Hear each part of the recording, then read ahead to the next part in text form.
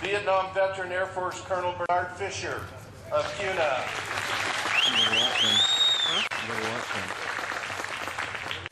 And Vietnam Navy veteran Lieutenant Thomas Norris of Hayden Lakes.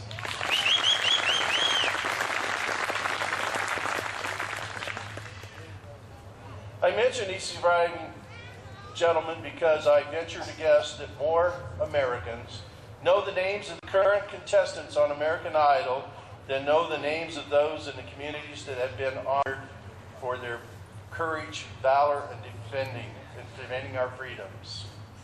I am concerned that the young people today are not taught the stories of courage and honor the previous generations learned growing up. We had Sergeant York in World War I, Audie Murphy and Pappy Boyington in World War II were American heroes in their time, and everyone knew their story. But did you know that Pappy Boyington was born in Coeur d'Alene, Idaho?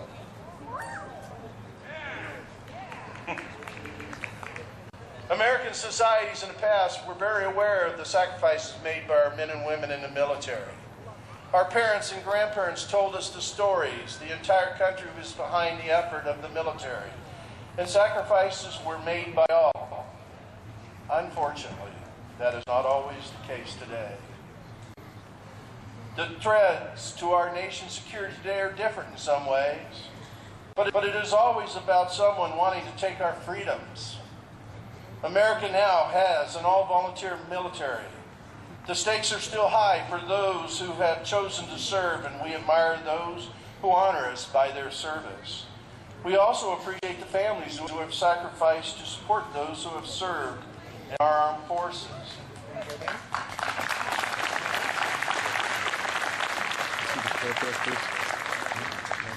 Ronald Reagan said, "Freedom is never more than a generation away from extinction." Being extinct. He went on to say, "Hey, we didn't pass it to our children in the bloodstream. It must be fought for, protected, and handed on to them to do the same." I encourage all of you to make it your business to be aware who have and do sacrifice their lives for our freedom. Teach the young people around you to know our history and appreciate our freedom. We all take those freedoms for granted at times. We have our police force and our firefighters to protect us.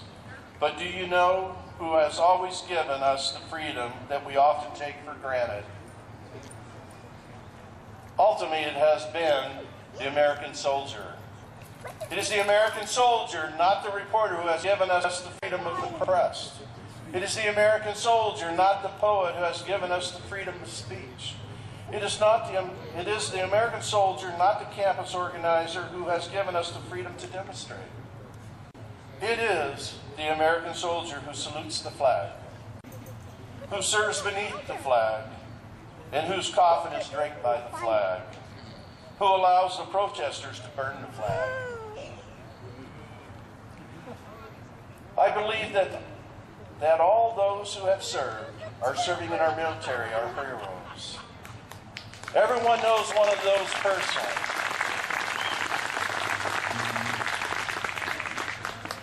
They could be a family member, a friend, a relative, or a friend of someone you know.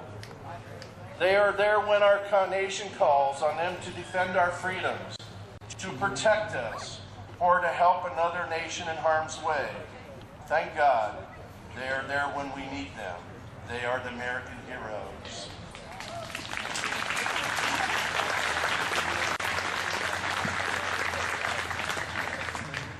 We are a nation of laws. Our military and our elected commanders are sworn to uphold and protect our Constitution. I am here because I am concerned about the values and the policies our current elected representatives and the direction they are taking us. I do not have those concerns when it comes to the men and women serving in the military. They are with honor and dignity and protect our way of free life from those outside. or inside our borders who would threaten our safety and freedom.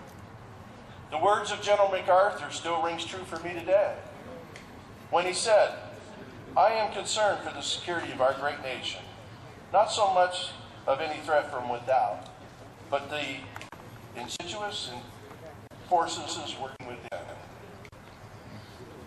Indigenous, I think is the way I should pronounce that. Our American military can and does protect us from external threats. We must use our right to vote. Our military has sacrificed to change the tide from within. We are not satisfied